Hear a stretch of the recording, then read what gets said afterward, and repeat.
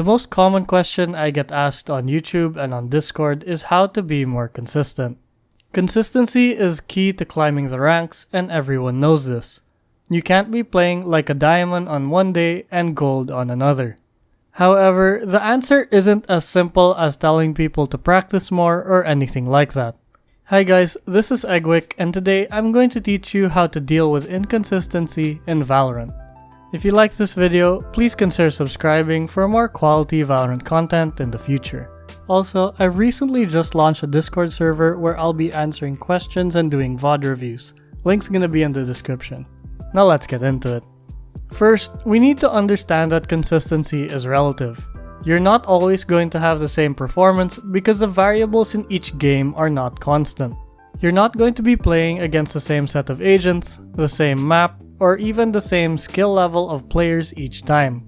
The goal is to minimize inconsistency to a point where your worst performance will still be pretty good.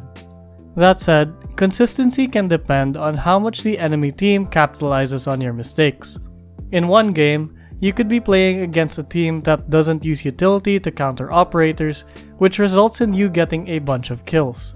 But in the next game, the enemy team is coordinated and executes attacks properly, making it hard for you to get those same types of kills. Even your teammates are factors to inconsistency. Each player has a different view on how to play the game, so if you're playing solo queue, this can be a problem when you and your teammates don't see eye to eye.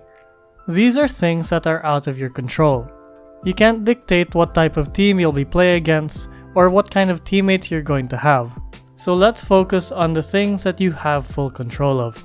First are your fundamentals. In every match, no matter what agent you're playing, the base mechanics and concepts of Valorant will always be relevant. This means that crosshair placement, peeking, positioning, game sense, and economy usage are all critical because they're concepts that play out in every round. Learning these concepts and applying them properly will definitely make you a more consistent and complete player. If you have great fundamentals, then enemies will have a harder time exploiting holes in your gameplay. For example, knowing when to full buy and when to save is something that you can always be consistent in. And if you economize properly, it'll increase the chances of winning the match. Your aim might not always be consistent. On some days you'll have insane aim, and on some days you won't. Crosshair placement goes a long way because it isn't as reliant on raw aim, and if you have good crosshair placement, duels essentially become point-and-click scenarios. Also, you should be warming up before playing your first competitive match. It's important that you do so to reduce the chances of missed shots because of cold hands. Next is having an adaptable playstyle. Being adaptable and versatile is essential to being consistent. This might come as a shock to you, but it's the truth. However, this isn't possible if you're not a complete player, so knowing the concepts in the first point is a prerequisite to having a versatile playstyle. You can't adapt to something if you don't have the fundamentals to do so. If you have a static playstyle, which means that you're playing the same way each game, you're going to run into players that don't do well against you, and players who know exactly how to counter you. This is where you need to be flexible in terms of playstyle. One of the worst things you can do is play on autopilot, which means that I'm not actively thinking about what I'm doing and I'm just making decisions without considering the effects. While this can work sometimes, autopilot becomes a main source of frustration when it works in one game and then doesn't work in another, hence the inconsistency. For example, playing aggressively on defense is something you like doing. It's gotten good results in the past, so you play this way every game.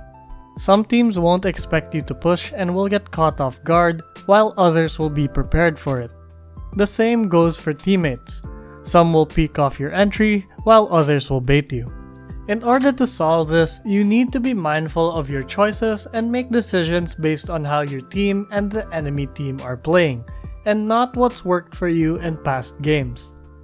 You can't expect players to behave in a certain way, although there are some patterns, like running away from a Raze ultimate. Sometimes it might be hard to see the flaws in your own gameplay. I suggest reviewing your matches so that your bad habits become easier to identify and fix. Either way, changing up your playstyle to fit the current scenario is a great way to improve consistency. Another factor you can control with regards to consistency is your mental state. If you're tilted, you won't be able to play properly. Your judgment and decision making will deteriorate, and you're probably not going to have fun playing the game as well. This is important because you'll play better when you're not as stressed. I've found that my best games, in terms of my own performance, are when my teammates are cracking jokes in between rounds or just having a good time. But great teammates are hard to come by, so you need to learn how to deal with toxicity and avoid tilt. There was a recent Reddit post by user S. MacArthur about the one strike rule that I agree with a lot. Basically, at the first hint of toxicity or negativity, you mute the player. Even if you won't have voice comms from that player anymore, muting him won't affect your chances of winning too much, as you won't have to deal with the toxicity the entire game. Getting tilted is far worse than losing comms from one player. While this is a great method, if you're already tilted, this doesn't apply. You need to also be able to reset your mental state. Everyone has different ways of doing it, but personally, I like taking a 5-minute break and then hopping into a deathmatch to distance myself from tilting or toxic experiences. Last but not the least is find compatible teammates. This is optional, but it's very helpful. The best teammates aren't the ones with the highest skill level.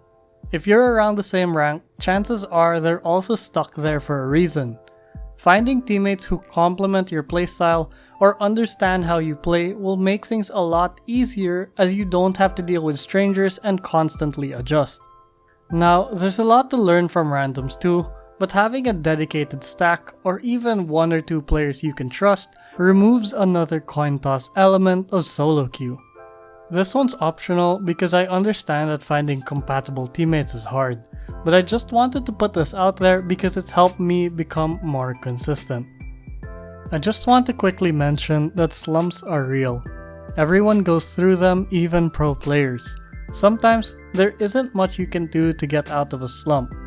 Everyone has their own methods of dealing with it, so it's best to find out what works for you. And please, try not to be too mean to someone who's slumping. Either way, I hope this guide has been helpful.